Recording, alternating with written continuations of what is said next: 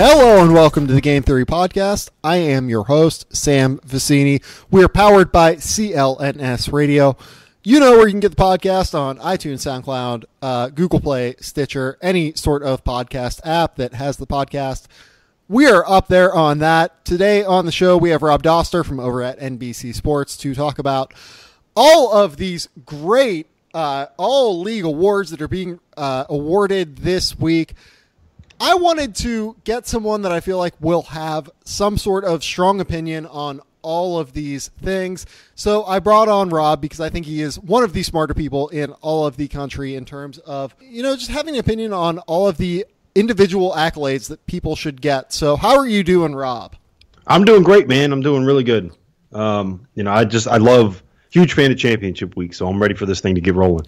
I love championship week, but it's one of those weird things where I am someone weird who loves like individual accolades. Do you feel like such a strong opinion towards individual accolades? I love the argument part of it more than anything. Just trying to figure out like who goes where, like why, whether or not this guy could be on the list because his team was awful, kind of a deal. And just like it's the argument part of it, which is like the best part of sports anyways, being able to argue about stuff. Yeah, like I kind of agree with you. Like my thing is with all of this, like I understand that I might not be right all the time. Like there are probably some blind spots that I have, but having said that, I think that I watch enough basketballs where I can have a national opinion on all of these awards. And we're going to talk about that in a second, but the first thing I want to ask you about is, I've been out, and I'm not going to lie to you, like I've had a few mimosas today. I've been doing brunch. I've been doing like the whole thing where my girlfriend is still out having a good time right now. I had lamb heart today, and that is the weirdest thing I think I've ever eaten in my life. So I wanted to ask you, like, what is the weirdest thing that you have eaten in your entire life? I don't think I've ever eaten anything weirder than lamb heart. Take me through how that came up. Like, how do you get to eating lamb heart? So I went to this, party for my girlfriend's like netball club, and netball is like a totally different thing because netball is a very Australian sport. It is like basketball without backboards and without dribbling, essentially, for people who don't know what it is. And like, I guess that the president of the netball club knew the cook at this place that I was at, and the cook just randomly like asked the husband of the friend that my girlfriend knows, hey, do you want some lamb heart? And the guy was like, I've never had that before. I guess that I will try it. And he like cut it up like it was, small pieces of steak, like small strips of steak. I was shocked by how I'm someone who doesn't really like rare meat, but it was pretty tasty, man. I got to tell you. Yeah, that's kind of weird. It was weird as shit. The weirdest thing I've probably ever eaten was Rocky Mountain oysters. When I didn't necessarily know like when Rocky Mountain oyster was, I ate a Rocky Mountain. You know what a Rocky Mountain oyster is, right? Can you please say it for the rest of the listeners? It is a bull testicle, and it's like they deep fry them, and you eat them in like Colorado. And I was in Colorado once, and I ate one, and I didn't necessarily know what I was eating, and it was like okay because it was fried, and like I dipped it in something, but then I found out what it was, and I was horrified. I was like 17 years old. My parents tricked me. They didn't tell me what I was eating until after I ate it, and I was like, "What are you guys doing to me? Come on, dude!" Because who would voluntarily go and eat a bull testicle? I am more disappointed in your parents than I am when you. Like that's ridiculous. They thought it was pretty funny, so and they paid for the trip, so I can't yell at them too much. Well, who paid for the trip? Missouri paid for their trip with Kim Anderson. Kim Anderson decided to resign, I guess, today. What are your thoughts on that whole situation? Go air quotes over decided because it wasn't really his decision. They kind of asked him to resign. And listeners of this podcast will know, like, I did like a quick segment with Dieter Kurtenbach, who went to Missouri earlier this year on like whenever they decided to give Kim Anderson the kiss of death. That is like, we will comment on this job as soon as the season ends. What are your thoughts on the Missouri job in general and what happened with Kim Anderson at Missouri? I just think it was a bad fit overall. Like, I don't think Kim Anderson is a bad basketball coach, but he kind of cut his teeth at like the Division II level in the middle of the country, right?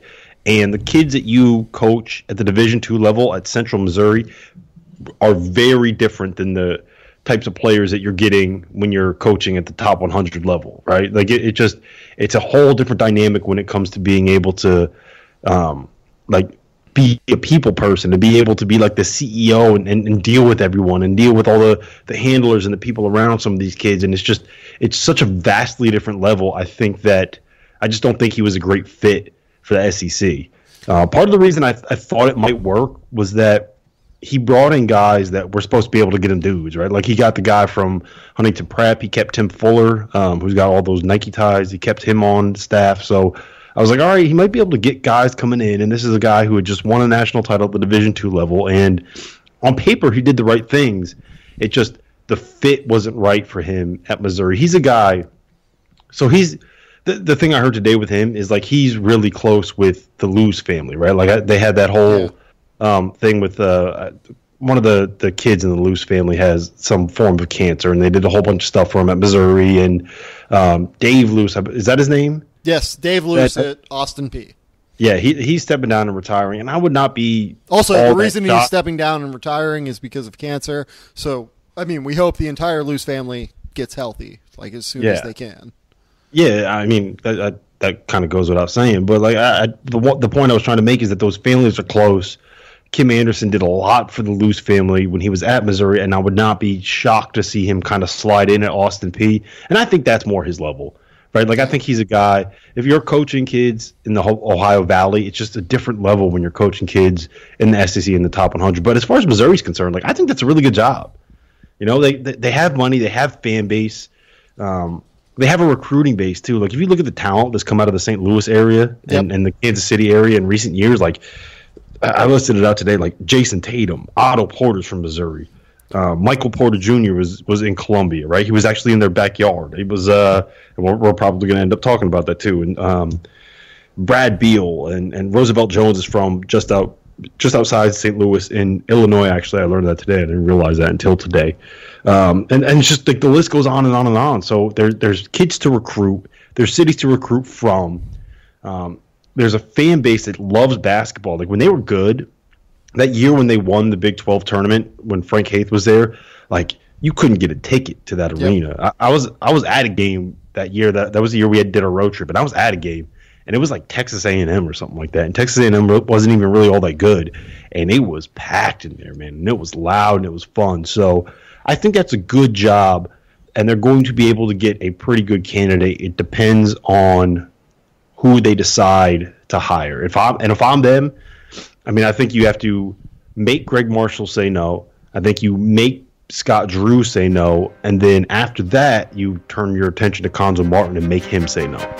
Hi, folks. Just a friendly reminder and advertisement from our good friends at SeatGeek. The NBA and college basketball season is in full swing. College basketball tournaments are getting crazy. I mean, we saw some great action today. SeatGeek is the smartest, easiest way to get tickets to something like that. With its seamless mobile experience, you can buy and sell tickets in just 2 taps. SeatGeek helps you find the best seats, the best prices, fully guaranteed. There is nothing like being in the stadium for the biggest plays of the year, and SeatGeek will help you get closer to the action for a great value. I use SeatGeek pretty regularly to go to hockey games. It's designed to make your ticket buying experience easier than ever. It saves you time and money by searching for multiple ticket sites to compare prices and find amazing deals, and to get you the best bang for your buck. SeatGeek grades every ticket based on value to help you immediately identify the best seats that fit your budget. Plus, every purchase is fully guaranteed, so you can shop for tickets on SeatGeek with confidence, and it doesn't end with sports, like I said. Concert, comedy, theater, everything that you want. And best of all, my listeners get a $20 rebate off of their first SeatGeek purchase. To get that $20 rebate, download the SeatGeek app, go to settings, click add a promo code, enter the promo code GameTheory, GameTheory, all one word. SeatGeek will send you $20 after you've made your first ticket purchase. So download the SeatGeek app, enter that promo code Game Theory, and have fun and enjoy your weekend. Let's move on to the Conference Player of the Year. That is the reason that I brought Rob on this podcast. Rob is one of the best people in terms of putting actual individual skill in terms of a national perspective. So Conference Player of the Year awards, they're being awarded over the course of Sunday, Monday, Tuesday, Wednesday. I wanted to bring him on to talk about who he thinks should be the winners of all of these awards. And we're going to start with the Big Ten. I mean, Player of the Year seems relatively simple to me, I guess. I think it's Caleb Swanigan, right? Yeah, it's got to be. With the way that Wisconsin kind of ended the season. For a while, there was a little bit of an argument that it could be Ethan Happ, but by the end of the year, I don't think there was really all that much of a discussion for who it's going to be, and it's going to be Caleb Swanigan. Yeah, and to be honest, like, I hate awarding Player of the Year awards to non-defensive players, like guys who are terrible on that end. But with Caleb Swanigan, I mean, it seems like a relatively simple award. I mean, the guy averages 20, or I think it was like 18 and 12 this year.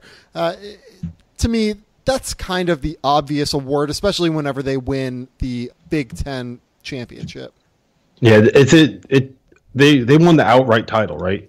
I'm yes, pretty sure. They did very clearly. Yes, I'm pretty sure that it was the outright, because I knew it was in doubt. Yeah, it was absolutely the outright title. Yes. Yeah, and it was by 2 games too, because Maryland stunk at the end of the year and Wisconsin stunk at the end of the year. So I think you got to give it to Swanigan. Swanigan, to me, has a good case for National Player of the Year. I would give that award to Frank Mason personally, but I think you can make a very, very strong argument that Caleb Swanigan could get that award for National Player of the Year. But for me, it's the defensive issues, the turnovers. I think he turns the ball over too much. Yep. And I'm just not comfortable. So part of what I like to do with National Player of the Year is, like, you got to be on like a national title contender, right? And I don't think that, one, I don't think the Big Ten is all that good, period. And two, I don't think that Purdue is a team that can win a national title or get to a Final Four this season. And you put all that together, and to me, that's what kind of takes Caleb Swanigan a little bit out of the argument for National Player of the Year. But I don't think that is a quote-unquote wrong choice for Caleb Swanigan National Player of the Year. I would just personally lean towards Frank Mason. So if you're going to be in the conversation for National Player of the Year, I think you got to lock up your Conference Player of the Year award. Yeah, look, I mean, I think that it is the wrong choice to pick him for National Player of the Year just because of the defensive things. I wrote about what his defensive issues were earlier at Sporting News this week. I mean, he gave up 25 points in just pick and roll settings in the game against Maryland. And he's just not nearly good enough defensively to where I am like, he deserves recognition nationally. I mean, I'm fine with people picking him for like national first team All-American, but look at what Frank Mason does defensively at the point of attack. Look what Josh Hart does at the point of attack defensively. And it's way too difficult for me to say that Caleb Swanigan belongs in their argument. I mean, I like what Caleb Swanigan has done. I think he's a very deserving, just regular Player of the Year in the Big Ten, but I can't necessarily say that he is deserving of National Player of the Year. Yeah, I mean, that's the direction that I lean, but I think you can there's a case to be made the other way, just based on, like, you know, the numbers he's putting up are Tim Duncan-esque, and if you get put in the same conversation as Tim Duncan, then I get it. But yeah, Frank Mason is my National Player of the Year, and honestly, like, for me, it's not really all that close. Yeah, I agree with you. Who is the Defensive Player in the Year Big Ten for you? I mean, it's got to be Happ, right? Well, I mean, if you listen to Dan Dockich, I think that Dakota Mathias would have a reasonable argument. Yeah, I don't know about it. I think it's Happ, just because of what he can do and steals that he gets and the blocks that he makes and the way that he kind of anchors a team that I don't really think is all that good defensively otherwise. So I would lean Happ. Yeah, I agree with you. I mean, Wisconsin and Purdue were like neck and neck for best defensive team in the Big Ten this year. What I will say about Dakota Mathias is that it's very difficult to cover for Caleb Swanigan pick and roll. I mean, like he is not a good basketball player defensively. And Matthias not only did a good job in terms of, kind of denying pick and roll players penetration, but he also did a good job of help defense in terms of trying to cover for Caleb Swanigan in his issues defensively. But for me, I think it's Happ. I mean, you look at him, he's 13th in steal rate in the country. He is a top 100 player in terms of block rate. Wisconsin, if they didn't have him, they would be a problem defensively. It's just hard for me to say that he does not deserve the Big Ten Defensive Player of the Year award. I mean, you look at the way he denies post players. He's a very good defensive player.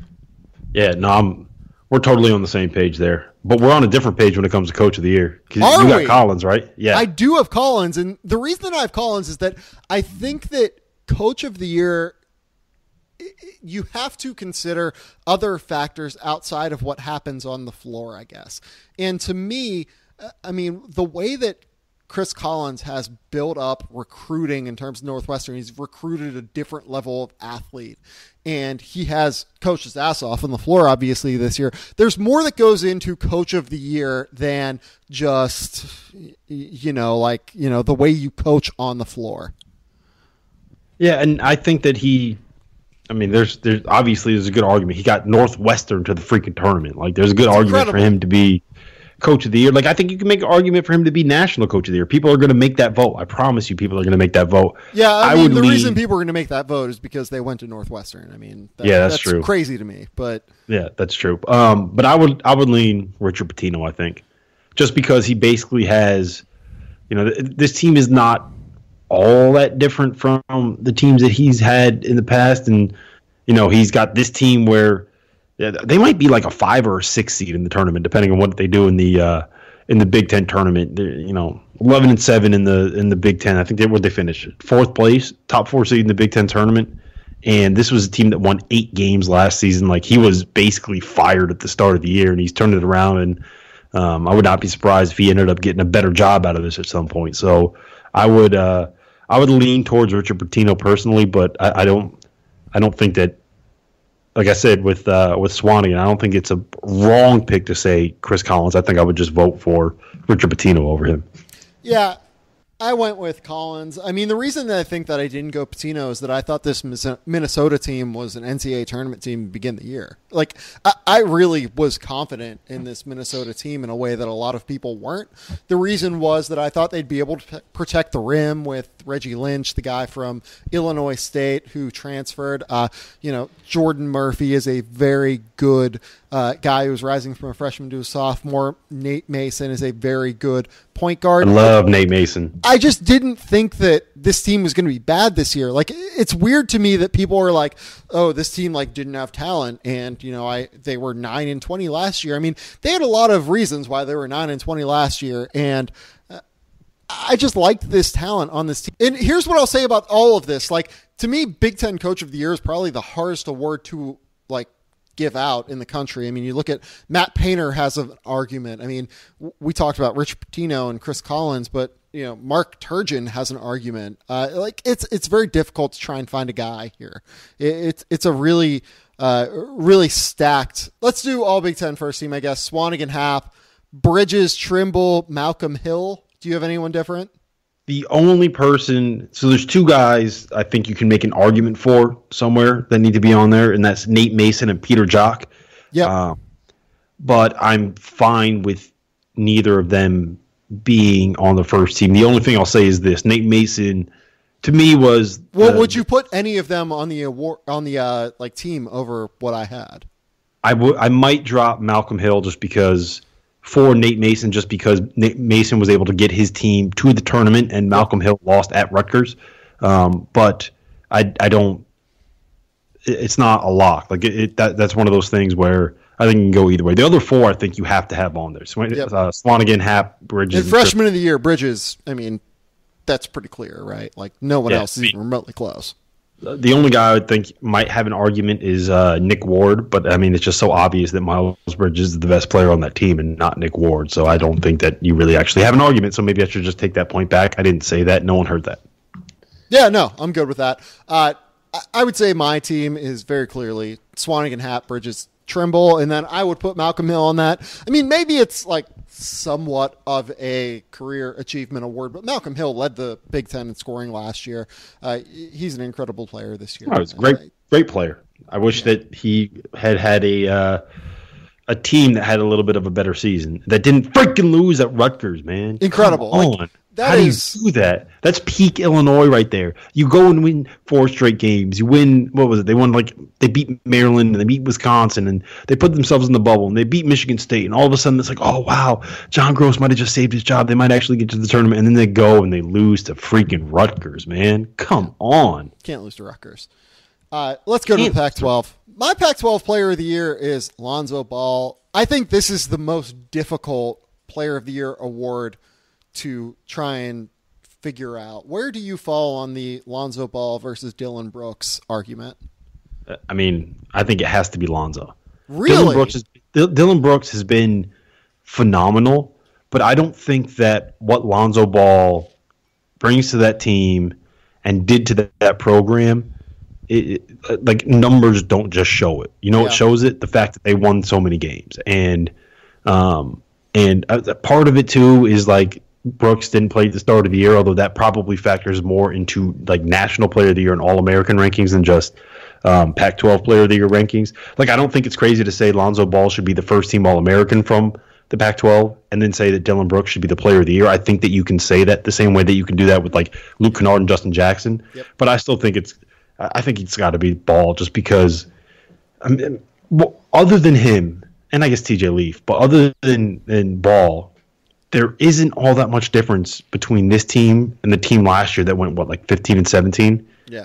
I just think that what he's done for that program, the unselfishness he brings, the way that he lets them play, everything about how good they are has to do with Lonzo Ball. Yeah, I agree with you on that.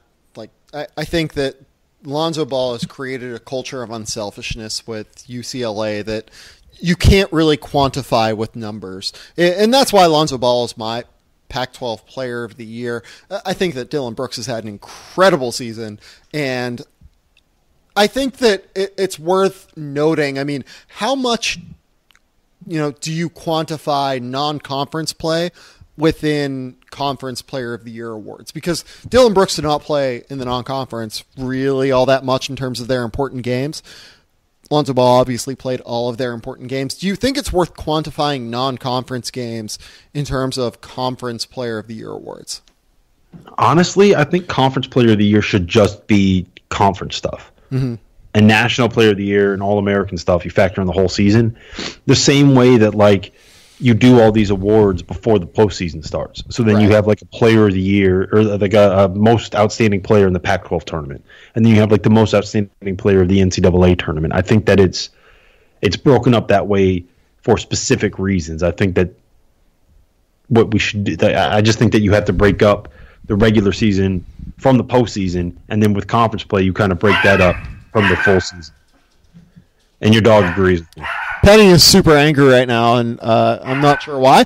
But let's move on to Defensive Player of the Year, because I think we agree with Lonzo Ball being Player of the Year. Who is your Defensive Player of the Year? I mean, it's probably got to be Jordan Bell, right? That's what I have, yeah. Yeah, that's who you have, and I think I agree with you on that one. He's the most versatile guy as well as being like a guy who genuinely protects the rim. I mean, he is a guy who can switch on to 2 through 5 guys, as well as protect the weak side of the rim. I mean, those guys are super rare defensively. Yeah, and he's just so dang athletic, and he gets rebounds, and he gives them, like, Chris Boucher can block shots too, but like he's not switchable at all. Like, you kind of got to park him in front of the rim and hope that he doesn't get bullied by anybody, right? But like Jordan Bell can get out there and run around and create some steals and create some havoc. And I don't know if he ever plays in the NBA, but I think he'd be a hell of a tight end or playing that Jimmy Graham role somewhere in the NFL one day. Well, like, the weird thing is he's like 6'9", like 225 pounds. Like, he's a little bit skinny, but like he's also like freaking jacked. Like, he's like a weird body that can also like defend multiple players. Coach of the Year. He's a freak athlete, so strong. Like, I don't think it's crazy to say that he can put on like 30 pounds and be a receiving tight end. Like how many times has Jimmy Graham ever blocked somebody in the NFL? Yeah, like never. I mean, it is what it is. Coach of the He year just goes out, catch passes, and tears it up for your fantasy team. That's what he does. Yeah. Coach of the year, Sean Miller, right? Like that seems relatively clear to me, I guess, because of the way that Arizona was without their best players for multiple points of the year. I think he is a top 3 favorite for national coach of the year. So yes, I'm going with Sean. Yeah, I don't think we need to really talk about that. I mean, freshman of the year, Lonzo Ball versus Markelle Fultz. I guess it's a little bit of an argument, but not really. No, it's not. I guess. It's not. Yeah. I mean, Markelle Fultz deserves mention for being incredible, but Lonzo Ball deserves freshman of the year, no doubt. I mean, if you're the player of the year and a freshman, I think that you're the freshman of the year. Yeah. All Pac-12, I have Lonzo Ball, Dillon Brooks, Lauri Markkanen, Markelle Fultz, and Derrick White. I feel like Derrick White might be the guy that is, a little bit different from most people have. What do you have, Rob? I think your first 4 I would probably agree with. I don't love giving an award to a last place player like that, like a first team All Pac-12, especially when he's missed 4 games. So that's the only concern with me. His numbers are so ridiculous that I think that you have to put him in the contention there, but maybe with the injuries and stuff, you can keep him off. I don't know if I'd put Derrick White up there. And that's not to say he hasn't had a great season, but I think maybe Bryce Alford, who I think has been so good, embracing his role off the ball and being that shooter. I think that you have to put TJ Leaf in that conversation as well. TJ was the guy I left off for Derrick White. Yeah, so TJ's got to be in that conversation. And, I think someone's got to eventually give Reed Travis his due for, just being as good as he's been this season. No one is talking about him because Stanford stinks.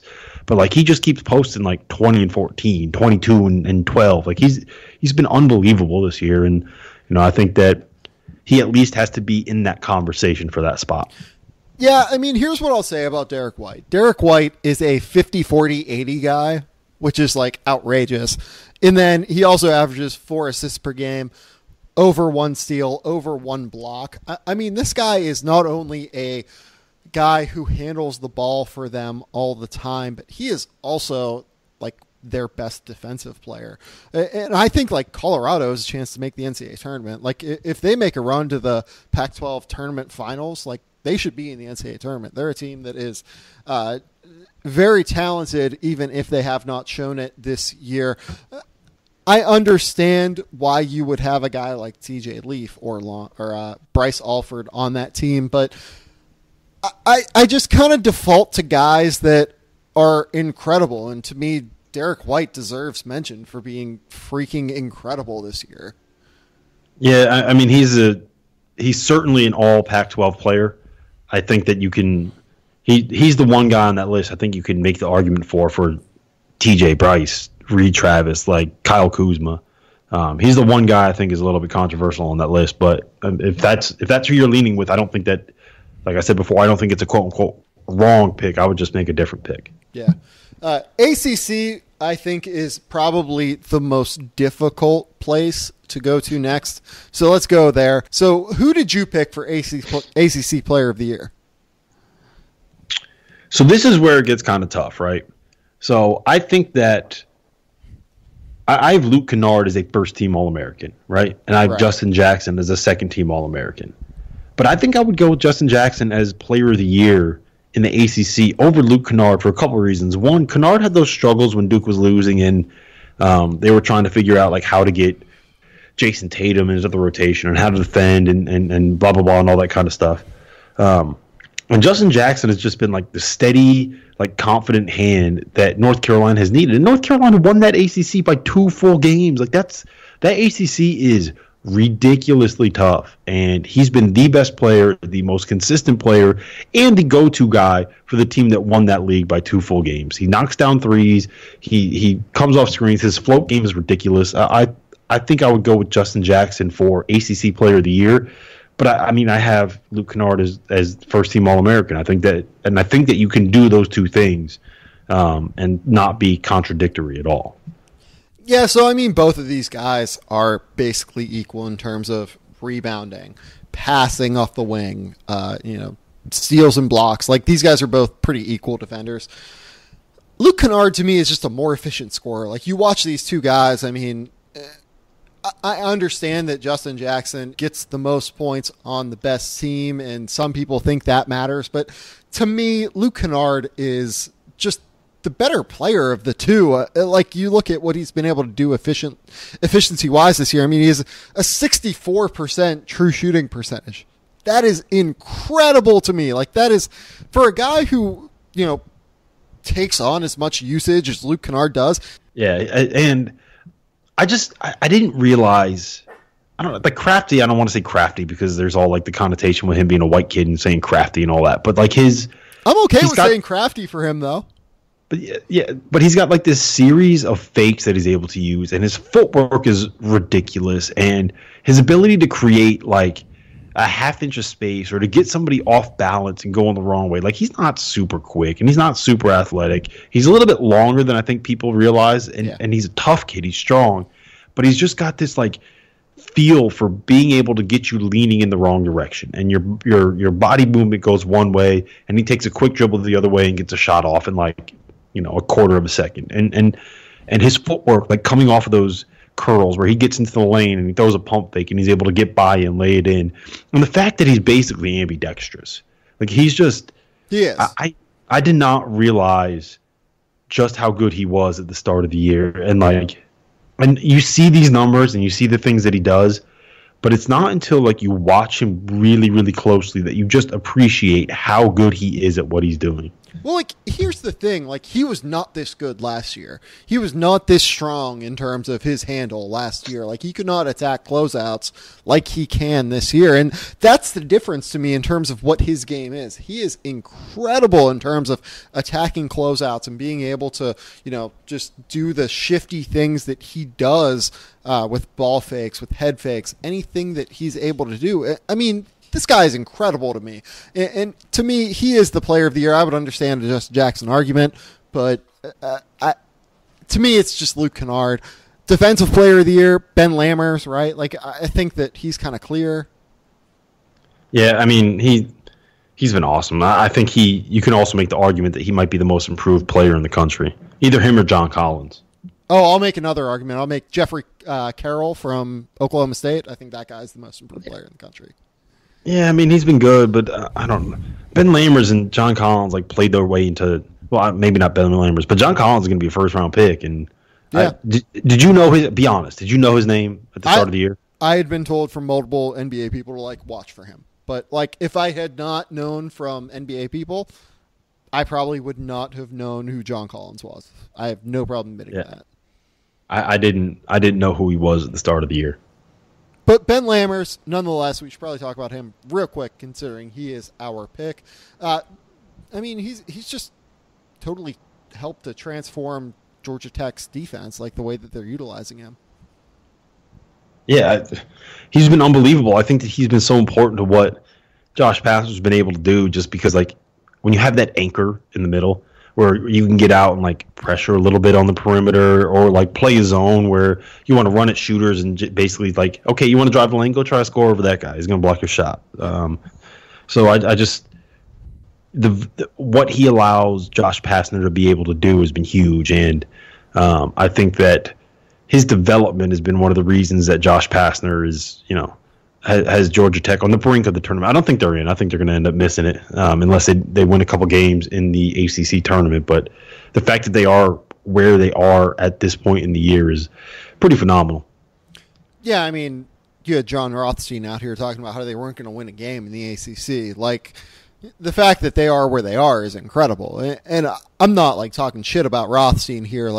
I don't think it was crazy to say that they were going to be a 2 to 3 win team in the ACC. This was not a good team coming into the year, and they have just been incredible for what was expected of them. And I think that Josh Pastner deserves some credit for the next award we're about to give. I wouldn't have him as the award winner here, but Coach of the Year, who do you have? Because I think there are 4 or 5 candidates.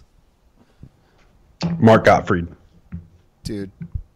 I'm not about to talk shit about that. Come on, man.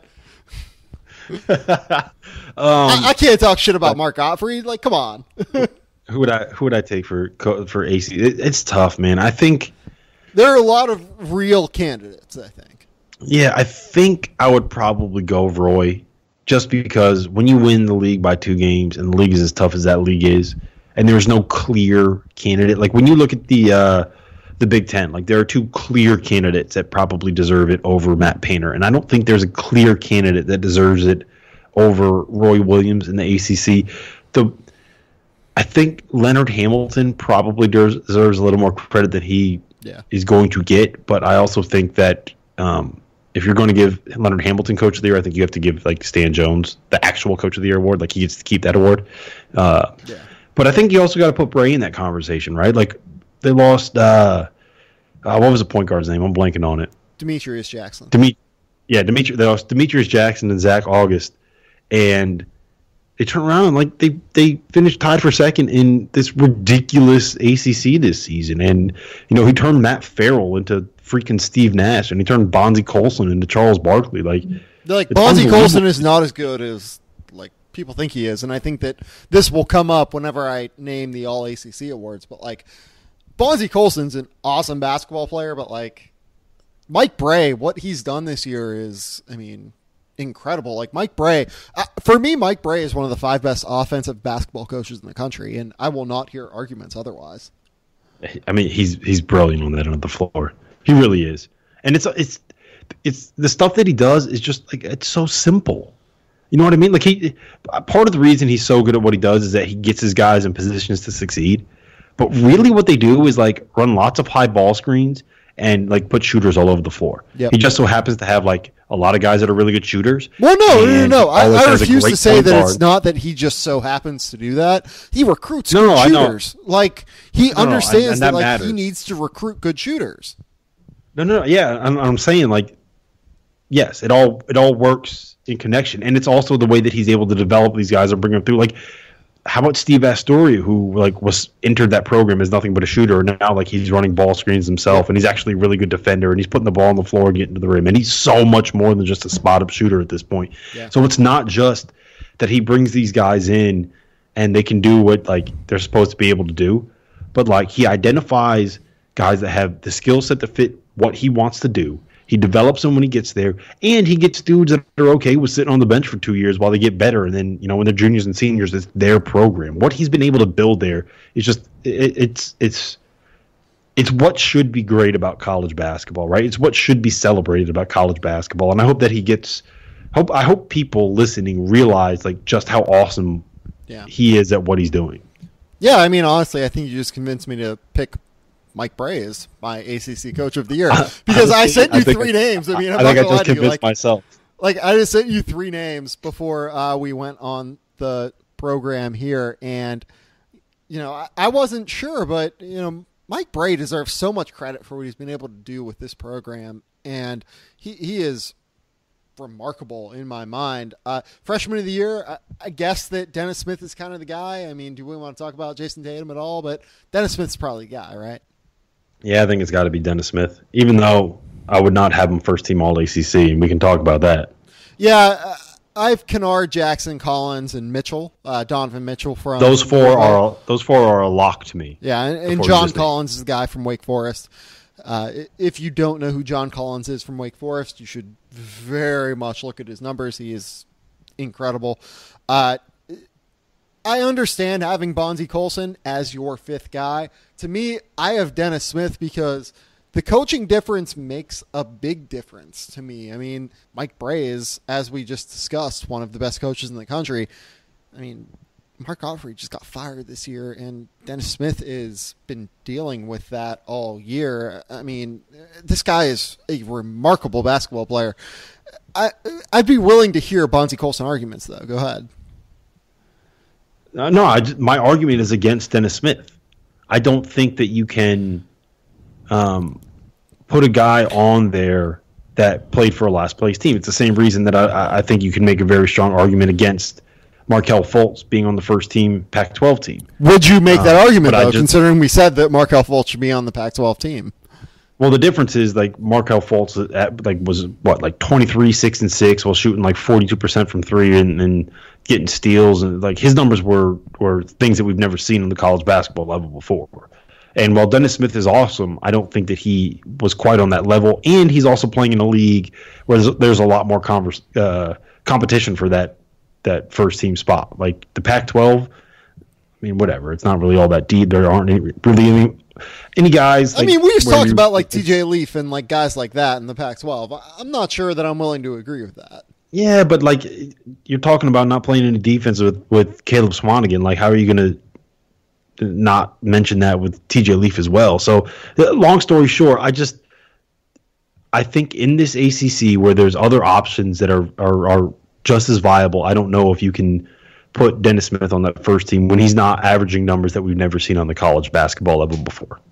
Yeah, I don't really have a problem with that, I guess. To me, like, I just have problems with what Bonzie Colson has done this year because, like, if you put John Collins in that Notre Dame system, the guy's averaging 25 and 15. Like, I really believe that. Like, Bonzie Colson has been really, really good this year, but to me, like, the spacing that a Mike Brey offense provides is just so different from what any other college basketball coach outside of John Beilein and maybe like a couple others in the country is providing.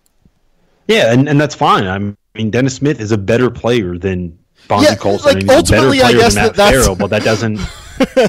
Ultimately, I guess that's my argument. The season that they had.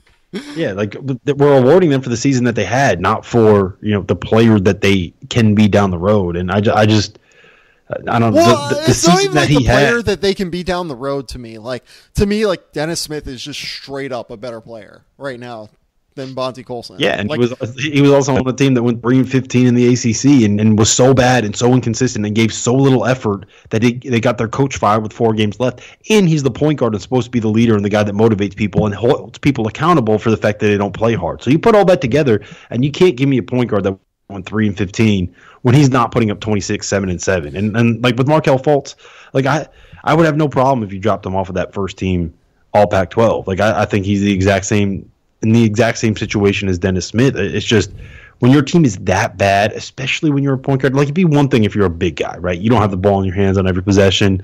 If John Collins was on a team that was 4-14, I think you'd have a little bit of a better argument. But it's just like Dennis Smith's lack of ability to take control of that team and get them to buy in and do what Mark Gottfried wanted them to do and to get them to play hard. Like that had as much to do with the fact that they were terrible as Mark Gottfried did. Yeah, and to be honest, like, I don't think you're wrong here. Like, I have no problem with the fact that you have Dennis Smith on your second or third team All-ACC. But to me, I mean, talent matters. Like, I want guys who are the most talented guys on my All-ACC team. And, like, maybe in that case, I guess I should have Jason Tatum. Like, that might be your argument. But to me, like, Jason Tatum just wasn't very good throughout the first half of the ACC season. No, he wasn't. Yeah, and that's the problem. I mean, let's move on to the Big 12 at this stage. I think we've talked about the ACC enough. The Big 12, Frank Mason, right? Like, that's the clear pick. Yep, got to be. Yeah, he's very clearly the player of the year. I mean, the fact that he's like shooting 49% from three, how outrageous is that? Like, I mean, we can talk about like all that other shit that Frank Mason does. Like, he is an incredible defender and he is a very good passer, gets everyone involved in the offense. He's also shooting like 49% from three. He is outrageously good. Yeah, he's under 50% though, so I think he's kind of slacking a little bit. Like, you got to step it up. Yeah, what the hell is Frank Mason doing, really? Defensive player of the year, I think, is the most interesting defensive player of the year conversation in the country. To me, it's either Jevon Carter or Joe Lual-Acuil. Who was your pick, Rob? I don't even know if I would go.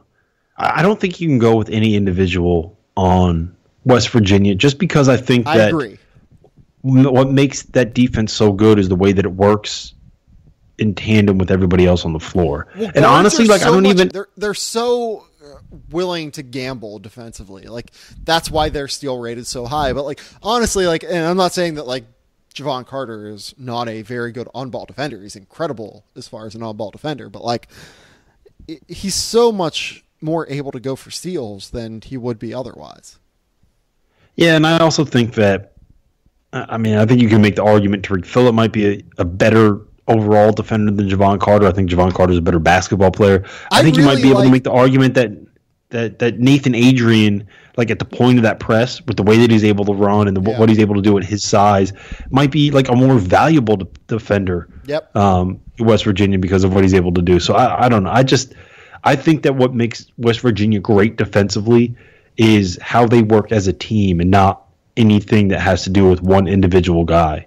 And to me, honestly, like I like versatile defenders more than I like singular defenders. I think that might be like the biggest thing that listeners learn from this. Like, I think you can make a Dakota Mathias argument in the Big Ten because he is so good at shutting down other really good players. I think you can make an argument for a guy like Javon Carter because he's so good at shutting down other players in the half court. I like guys who do more. And to me, like Joe-Acuil from Baylor, I mean, if you look at what the defensive difference is from Baylor this year, like Baylor was 84th in the country last year defensively. They are 10th this year in the country defensively. And I think that if you look at the other talent outside of Joe-Acuil, I don't think it's all that different. Like, I don't think that, Manuel Khan's probably worse than anyone else they've had last year defensively. I think that anyone else they've had, Ish Wainwright's incredible defensively, but like anything else, like Ish Wainwright was there last year. Like the difference in what they've done defensively, I think that's all Joe-Acuil, and I think Joe-Acuil is incredible. Yeah, his ability to block shots and knock out and step out and knock down jumpers. It's kind of like what Chris Boucher provides Oregon. It's just not only is he blocking the shots, he's way better defensively, though, I think. Yeah, because, I mean, he's like Chris Boucher, he's what, like 175 pounds? Right. Like 6'10" or whatever he is. Lual-Acuil has a little bit more meat to him and is a little bit stronger. So I think I would agree with you in that sense. But, yeah, I would probably lean to giving him the award over Javon Carter personally. What I will say next is Coach of the Year is the toughest award in this conference to me. I have Scott Drew. I will understand Bill Self. I mean, where do you fall on this argument, Rob? I would probably lean Self over Drew just because of the way that the season ended for Scott Drew. I mean, Self won that freaking league by 4 games. That's ridiculous. It's incredible. But let me toss this one to you. Bob Huggins lost his leading scorer last year, right? He lost his second leading scorer and his leading rebounder, and he lost the guy that pointed his press last season, and he's turned around. And all of this sounds similar to what Scott Drew lost, by the way. Well, no, I know, I get that, but really? Did Scott Drew lost all that? I mean, Scott Drew definitely lost his leading rebounder, definitely lost the 2 guys who led him. Well, it was Rico Gathers. I think Rico Gathers kind of stinks at basketball. I'm not going to lie to you. Part of the reason Johnathan Motley is an All-American is because Rico Gathers is finally out of the paint. Right. So I don't know if you can make that argument for Scott Drew there, but I mean, long story short, like Bob Huggins lost the 3 most important pieces, the most valuable pieces in the system that he runs, and now they're better than they've ever been under Bob Huggins before. So I think that you can make an argument for him as well, but I would go Self. I mean, you won that league by 4 games, like you got Coach of the Year award. I guess my thing with like Bob Huggins is like he kind of just makes shit work. I don't think that like there's any difference in the talent he lost last year versus the talent that he inputted this year.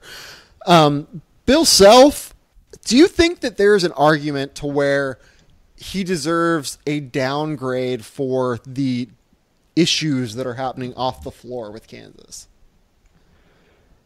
I don't know. That's so tough. It's such a tough question because, like, I think for my money, like, Coach of the Year input all of the different things that happen off the floor. Like, in terms of running a program, I think that definitely counts, but also I think recruiting counts as well. When you look at Bill Self, like, I think it's a very, very, very, very small downgrade in terms of what happened there this year with Josh Jackson vandalism charges and the Gerald Vick like issues in terms of, I don't even know that like I want to say exactly what happened there, but like there are a lot of problems there, and I understand that Bill Self definitely, tried to make his system different for the talent that he had. But I think that what happens off the floor matters a little bit as far as coaching, and I think that is just that small difference is why I picked Scott Drew, I guess. Yeah, I mean, I guess I can see that. I don't know. It's so hard to figure out whether or not that stuff actually should be taken into account. But based on, if we're talking like strictly basketball, I think that Bill Self has got to get it over Scott Drew all day. I understand that. And like, if we are just going fully off of basketball, I'm fine with that. Like what Bill Self has done this year, I mean, he totally implemented a system that is different from what he has shown in the past. Like he went 4 out and 1 in. I mean, he is the guy that has been the antithesis of that. Like it's incredible to me. Yeah, it really is incredible what he's been able to do to change everything around, and the fact that he's been able to do this with basically like 2 guards and 1 center. Yeah. Yeah. No, I agree with that. Let's move on to Big 12 Player of the Year. I think, or Big 12 All League. I guess that it's Mason, Motley, Josh Jackson, Juwan Evans, Monte Morris. Like, I don't think there's really any argument outside of those 5, right? Yeah, I mean, and honestly, I think I probably end up having all 5 of those guys on one of my 3 All-American teams. I agree. The only one that seems like it'd be anyway controversial is Monte Morris, and like he brought that Iowa State team to a tie for second in the Big 12. Like he's been unbelievable. This has been without a doubt his best year since he's been at Iowa State, and that's saying something. Yep. Big East Player of the Year. Let's move on to that league. I have Josh Hart. I don't really think that's debatable, right? Yeah, it's Josh Hart. Defensive Player of the Year, Khyri Thomas for me. Do you agree with that? I would probably go with that. He's so underrated, man. He is. He really is. And to me, like, honestly, I think Ish Sanogo is probably the best defensive player in that league in terms of, like, just what he's able to do. And I think that, like, you know, I talked about versatility earlier. I value versatility in terms of being able to switch defensively and stuff a lot more than most people do. But just what Khyri Thomas is able to do against Josh Hart this year, I think that, like, you can look at that. I mean, the last game they played this year, he averaged 10 points, or he scored 10 points a game against Khyri Thomas. Like, that guy's an incredible defensive player, and he showed a lot offensively as well whenever Mo Watson went out. But Khyri Thomas is an incredible defensive basketball player and deserves a lot of credit, in my opinion, even if Ish Sanogo just missed some time this year and is deserving his credit as well. Yeah, but there's so many guys on that Seton Hall team that I just feel like every single person on that Seton Hall team is an elite defender. They're all good. They all give a shit, and that's what matters. Like, seriously, like that really is so important to being a good defensive player. Like, giving a shit just matters so much, and you know, all of those guys on Seton Hall really do give a shit. And I am impressed with what Kevin Willard has done this year in terms of losing Isaiah Whitehead and building a team outside of him that's been able to be solid offensively, even if they aren't, all that elite necessarily. Yeah. What do you feel about Angel Delgado? I mean, I think he's absolutely on the All Big East year. I think that he's probably my second pick on All Big East, right? Like he's probably the second best player in the Big East, right? Yeah. I think so. Like, I'm a guy that really doesn't value rebounding as much as a lot of people do. Like, to me, I care a lot more about, like, what you do defensively. But he is a killer rebounder. He defends. He actually, like, does a decent amount in terms of scoring. Like, he's a really good basketball player. Yeah, he really is. He really, really is. Here's the thing. I think that Jalen Brunson is probably the second best player in that league, if not the best. I think that Villanova has the 2 best players in that league. That's fair. And I think that if like Trevon Blewett didn't have his like whatever's going on with his ankle and like die, is he dead? Is he alive? Have we resuscitated him yet? Is he back to Earth? I think he's alive.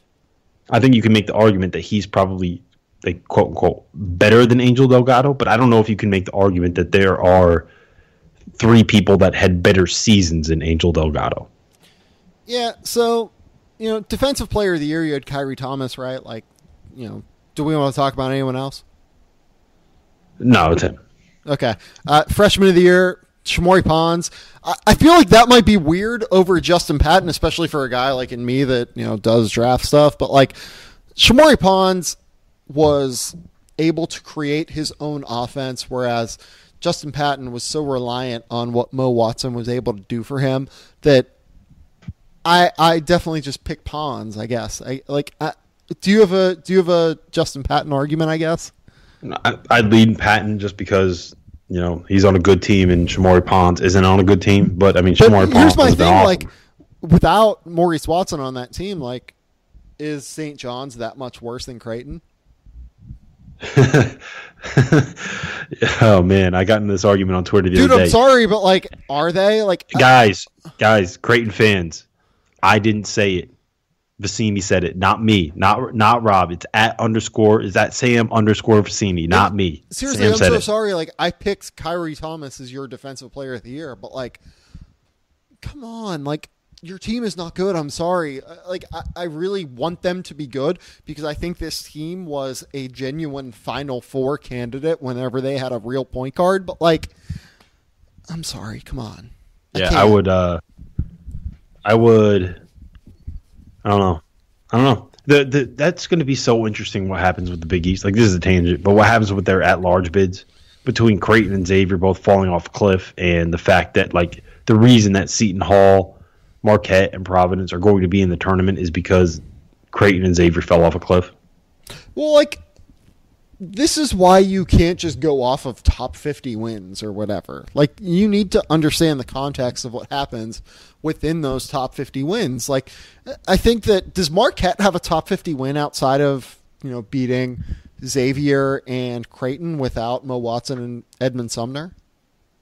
Yeah, they beat this team. I don't know if you heard of them. I know you're an NBA guy, so you might not, guys. But they beat this team called Villanova. I don't know if you've ever heard of them. But you did ever heard they of beat them? anyone else? No, seriously. They beat anyone else? No, that's they have.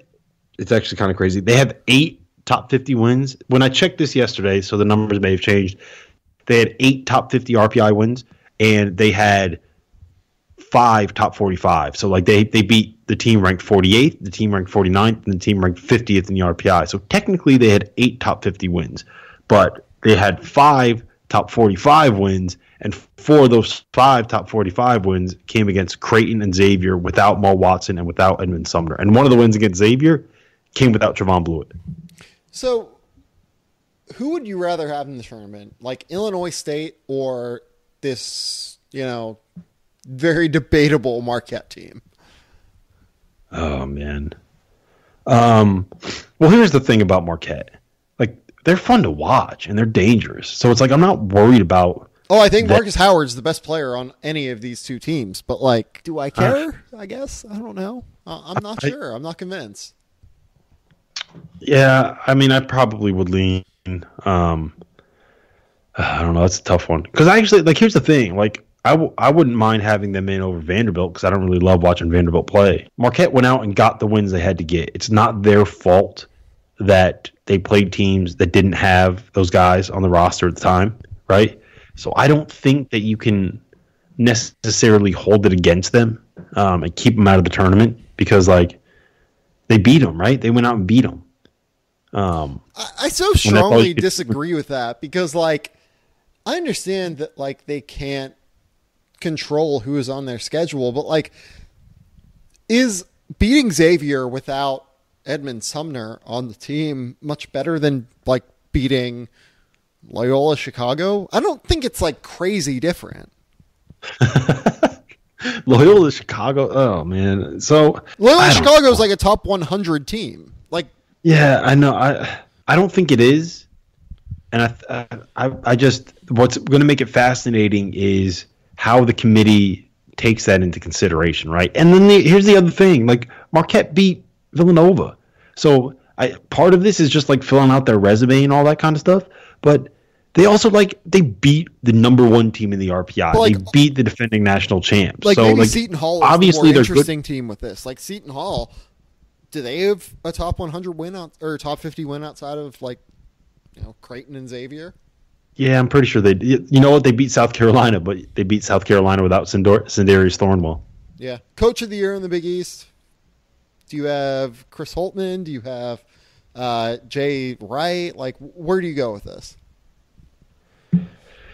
So this one's tough. I think you have to give it to Holtmann, although I got it. Although I think so. This would be my case for Jay Wright. He won the Big East again, despite losing Ryan Arcidiacono, despite losing Daniel Oshefo, despite starting Daryl Reynolds at center because Omari Spellman isn't eligible, and despite playing without Phil Booth. I mean, that's a pretty strong argument for being coach of the year in the Big East, right? Like, I think you can make the argument that Arcidiacono and Oshefo were the two most irreplaceable players from last year's team. And he also lost the guy that scored 20 points in the national title game. And he lost the one guy that might be able to actually score in the post in Omari Spellman. So, I mean, I think what he's done has been phenomenal. But then again, Chris Holtmann has, like, turned Butler into a 4 seed despite being, like, the 6th or 7th best team in the Big East. And I still think they are probably the 6th or 7th best team in the Big East, at least from a talent perspective. So can I make an argument for Ed Cooley? No, you cannot, because they picked up those wins over Xavier and Creighton without Mo Watson and Edmund Sumner. So I just banned you from talking on your own podcast, in case you didn't notice. I noticed, but I understand it. And to me, the reason that Ed Cooley, I think, is the coach of the year, they have the youngest team in the Big East besides St. John's, and they're about to make the NCAA tournament. And you look at, like, what else this team and, like, everyone else in the league has. I mean, Butler is the oldest team in the league. Like, I would expect them to make the NCAA tournament. They might not be a 4 seed like they're trending toward, but, like, they're going to make the NCAA tournament. I am shocked that Providence is an NCAA tournament team. Kyron Cartwright was awful last year. He was a bad basketball player last year, and he has turned into a very real point guard under Ed Cooley. And that makes me wonder, like, okay, is Ed Cooley like one of these incredible offensive coaches like, you know, John Beilein and Mike Brey that we have to, like, account for in terms of draft prospects? Like, this guy, like, he is... The fact that this team is about to make the NCAA tournament is remarkable. Yeah, it's let's put it like this. I did not see that coming. No one saw this coming. Like, the fact that they are making the NCAA tournament is remarkable to anyone. Yeah. Yeah, I mean, kudos to Ed Cooley. That's probably why his name pops up for NBA job searches every once in a while, right? Yeah, like, seriously, you look at what he's been able to do. You look at what, like, any of these other Big East coaches have been able to do. Like, I understand and by the way, like, if you want to pick Chris Holtmann, I get that. Like, Chris Holtmann, what he's been able to do in terms of, like, building the Butler program, especially under the circumstances that he took it over, where, you know, he was the interim head coach and didn't really have a chance to recruit. Like, I am cool with you saying that he was the Big East coach of the year, but, like, to me, what Ed Cooley has done in terms of building a program where it is the youngest program in the Big East and they're about to make the NCAA tournament, that is remarkable to me. Yeah, I mean, he's done an unbelievable job this year. Yeah. He deserves the credit for it. SC or Big East Player of the Year, or Big East all 5 players, whatever you want to call it, all Big East team. Josh Hart, Angel Delgado, Jalen Brunson, Trevon Blewett. You have those 4? Yes. Okay. The 5th one is where I think I'm going to get a little bit of difference. I have Rodney Pryor. I really like what Rodney Pryor did this year. I understand that they finished 9th in the Big East, but, like, dude's a stud. Like, to me, he's a better player than Marcus Foster, who made the unanimous all Big East team. Yeah, I would probably lean Foster over Rodney Pryor just because of the fact that he's on a better team. So Rodney Pryor is a better defender, and he's a more efficient offensive player. Why would you pick Marcus Foster over Rodney Pryor? Because Marcus Foster plays on a team that actually wins basketball games, and Rodney Pryor plays on a team that's so bad that their coach can't even get fired. Better response to that, do you? The fact that their coach is not willing to take questions about the fact that he's about to get fired, that seems like a problem. Well, I don't think it's a problem. He's not going anywhere. Yeah, he's not going anywhere. He'll leave when he wants to leave. That's what happens when your daddy built the program. Yeah. What I will say is this. I guess that I care that, like, someone is just a better player than the other guy. Like, to me, like, this Creighton team without Maurice Watson was not, like, an incredible team. And to me, like Rodney Pryor is just a better player than what I saw from Marcus Foster this year. And I'm fine with you picking Marcus Foster on this team. Like, I am cool with that. And I'm cool with someone picking, like, Keelan Martin. It was weird to me that Andrew Rabish was on this team as the first-team player from Butler, right? Yeah, that's a little weird. But Big East coaches rave about him. I get it. And honestly, I do get it. Like, he's a good defensive basketball player. He hits shots. He's able to attack closeouts. But, like, how do you say he's better than Keelan Martin? Yeah, I guess. The problem with Keelan Martin is he got benched in the middle of the year because he got a little bit too, let's call it shot happy, I guess. Maybe that's the politically correct way of saying it. I get it, but yeah, I'm still picking Keelan Martin. Like, if you had to say, like, what Big East coaches would pick if they had, like, a fantasy draft, would they pick Keelan Martin or Andrew Rabish?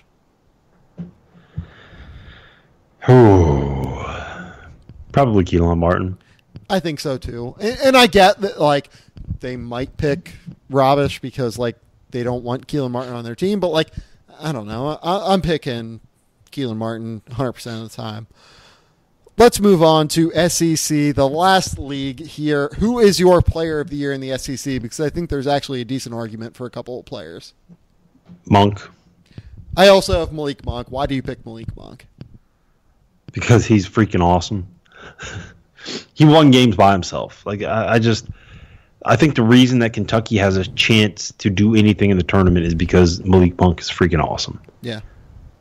Yeah. I think it's really that simple. They won the conference, and they did it with Bam Adebayo, like, never really showing up and being the guy we thought he was going to be, and De'Aaron Fox, like, turning into, like, De'Aaron Fox has been playing like he's like had 1 foot cut off for the last month and a half. Yeah. Yeah, I don't disagree with that. Who do you think should be the defensive player of the year in this league? It's, I don't know, Thornwell, right? It's got to be someone on. I think you have to give it to somebody on South Carolina, but like I think you can make an argument for a guy like a Casey Hill, maybe, because Casey Hill, he's been. I think he's what he's done this season defensively. You mean for a coach or for an opponent? For an opponent, I think he's frustrating defensively. Like, he frustrates opponents at the point of attack. If you listen to Mike White, Mike White had Luke Cornett as the defensive player of the year in the league.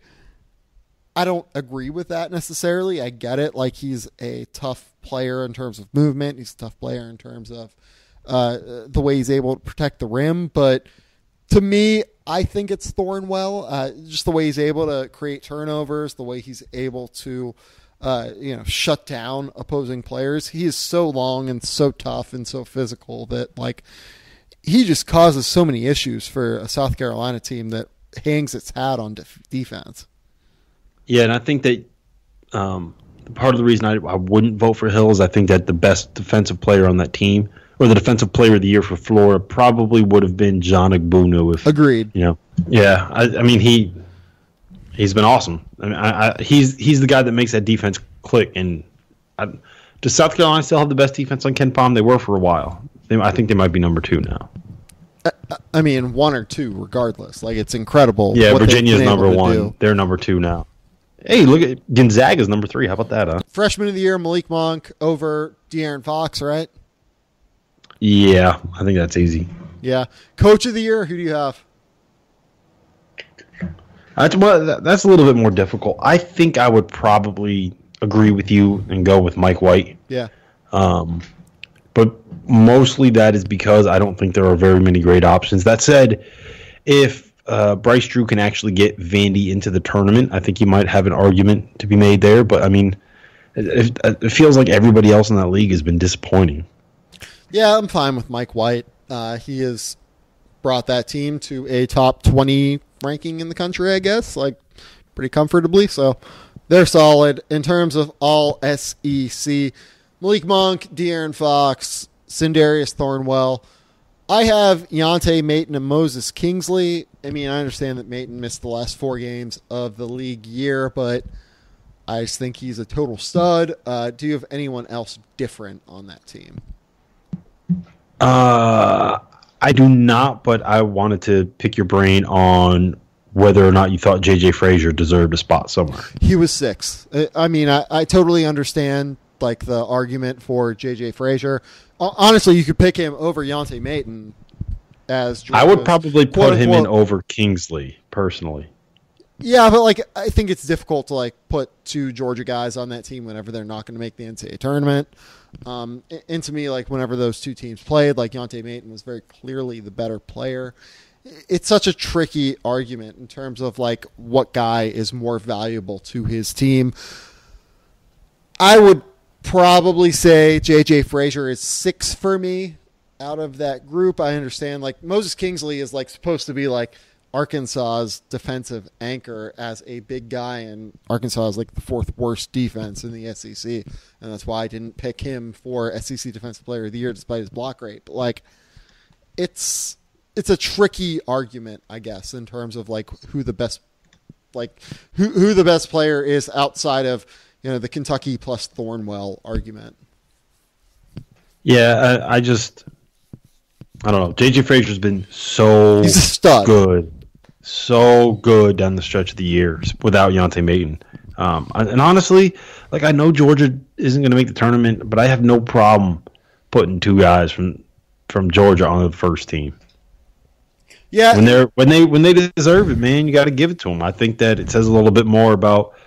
And here's the other thing, man. Like they haven't even really been all that bad. They lost in overtime at Kentucky. They lost in overtime at Florida. They lost to Kentucky at home because Yante Maton, his knee blew up 90 seconds into the game, right? They lost that game at Texas A&M because the clock stopped with 5.6 seconds left and they didn't have a chance to get their shot off in time. Like they've had such a weird, unlucky, like so many bad breaks this season. Like that is I think that Georgia, without question, is one of the 36 best at-large teams that are going to be available on really on Selection Sunday. Yeah, I think that they deserve to be in that conversation. Like, think about it, man. Like, an overtime loss at Florida, an overtime loss at Kentucky, I think that they're good enough, but I don't think they deserve to get in. Does that make sense? No, I mean, it's the argument I've been making for Wake Forest throughout the entire year. Like, Wake Forest, like, only has 1 or 2 good wins before this week. Like, they were problematic in terms of their resume, but if you just watch Wake Forest play, they're one of the 30 best teams in the country, in my opinion. Like, they're incredibly talented, and it's the same way with, for instance, Clemson. Like, Clemson has lost, 10 games by under 2 possessions. Like, this Clemson team is really good, and they deserve to make the NCAA tournament, but, like, they played in a tough league. I understand what you're saying in terms of Georgia. I don't think Georgia is as good as any of the ACC teams I just mentioned. Like, do you think Georgia is as good as like NC State? Yeah. Well, here's the thing. I think NC State's a bad team, but like I think Georgia is also not a great team. Here's the thing. If you're going to give me a team that has J.J. Frazier and Yante Maton, who are probably going to be the 2 best players on the floor the majority of the time, that team, I'm going to pick that team to win. Are they? I mean, I guess it depends on how hard they actually decide to play at NC State. Like, to me, NC State's a bad example because there's so much more that goes that's involved with that team. If you're Pitt, like, do you think that Georgia is much better than Pitt? Yeah, I do, because Pitt is the only team in the country that plays 19 different combo forwards at the same time. Yeah. Their lineups are so funny, man. They're fucked like up. They literally everyone on the floor is the exact same player. It's so like I literally if you watch Pitt play like with their starting lineup, like I never have any idea who has the ball because they're all like 6'8", look close enough to look similar enough where when you're watching it on a TV, like you're kind of like, wait, is that Michael? No, that's Christian. No, oh, that was Jamel Artis. All right, cool, I got it now. Yeah. Because they're all the same. They're all exactly the same size. They start 5 people that are like 6'8" and 230 pounds. Which, like, theoretically would be cool for the way basketball is going, but for Pitt it does not work because they're a disaster. I'm from Pittsburgh, so it is a sore spot for sure. Rob, do you have anything else you want to talk about real quick before we get out of here? No, I think we covered it all, man. We talked about a lot of stuff today. We did. I'm debating whether or not I should, like, put this into 2 podcasts. Like, I think I'm going to make it 1, but, like, it's been a good show. I mean, I am impressed with your random basketball knowledge and how you were able to go off on tangents randomly, Rob, as I always am. I love a good tangent. All right, Rob, tell the people where they can find you on Twitter, NBC Sports, everywhere else that your work goes up.